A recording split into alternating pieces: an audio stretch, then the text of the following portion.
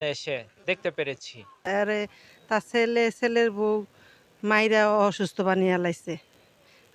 ভাবে এইভাবে যে আমাদের যে হয়রানি করতেছে, আমরা এই মামলা মোকদ্দমার থেকে আমরা মুক্তি চাই। দেশবাসীর কাছে, আদালতের কাছে, সবার কাছে আমাদের আবেদন, আমাদের মামলাটা যেন খারিজ করে দেওয়া হয়। হ্যাঁ, সুস্থ বিচার চাই। জমি জমা নিয়ে এদের মামলা মোকদ্দমা হয়, আমাদেরকে অনেক হ্যারাসমেন্ট করছে। এই ফাতেমা পাই, সুজন, এরা এরা মনে করেন বিক্রি করে নিয়ে বলছে, অস্বীকার করছে।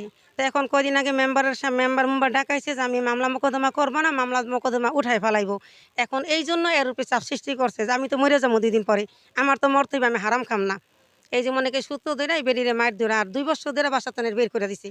এরে দিয়ে মামলা মোকদ্দমা করাইছে যে জাগা মহিলা মানুষ, নারী নির্যাতন মামলা দিতে যা লাগে, গাছ কাটার মামলা, মহিলা দিয়া ওই সুজন ব্যবহার করছে। ব্যবহার করার পরে এখন দেখছে ওর বাড়ি ঘর অহন হেরে খারাপ অপবাদ দিয়ে মনে করেন বাড়ি থেকে বের করে দিছে। যাওয়ার পরে যখন যাত্রা বাড়িতে নামি ফোন গেছে, তুই কই, আমার তোর মাইরা এরকম কইরা ফেলাইছে। তো আমাদের বাড়ি থেকে আসছে, আসার পরে আর হসপিটালে নেয়। হসপিটালে নেওয়ার পরে ওইখানে উন্নত চিকিৎসার জন্য এর ট্রান্সফার করে। ওইখান থেকে নিচে এলাকা মিটফুডে থেকে ঢাকা মেডিকেল কলেজ আমাদের অনেক প্রেশার করছে। যদি মইরা যায় তাহলে আমাকে ফাঁসাইব, আমাকে 14 গোষ্ঠী 14 শিখের ভাত খাওয়াই দিব। এটা সুজন, তারপরে হ্যাপি, হ্যার ছেলেরা সবাই মিল্লা, ভাই বেরাদর সবাই আমাদেরকে অনেক প্রেশার দিছে। মনে করেন আমি আর ভয় পাই না, আমি যাওয়া হইবা, মানুষ তো দুনিয়াতে মানুষের জন্য হ্যাঁ, মানবিকতার কারণে এই যে আমরা হসপিটালে চিকিৎসা দিই। ফতেই খেলারে মারছে, পলাই মারার পরে মাইরা আসে মেডিকেল কইছে মাইরা লাগবে একবারে।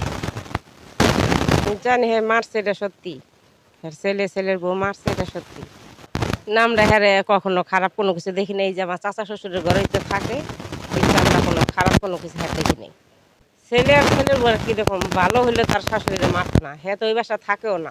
হ্যাঁ তো 2 বছর ধরে বাসায় থাকে না, বউ আর ছেলে তার কোনো খাবারই দেয় না। হ্যাঁ কিল্লিগা বউর সাথে যুদ্ধ করতে যাইবে, এরা সব মিথ্যে, এরা মিথ্যা কথা।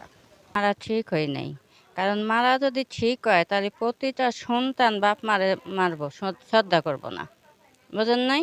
এই আইনে বিচারটা ও সঠিক বিচার পাওয়া যাওয়া উচিত আমি মনে করি।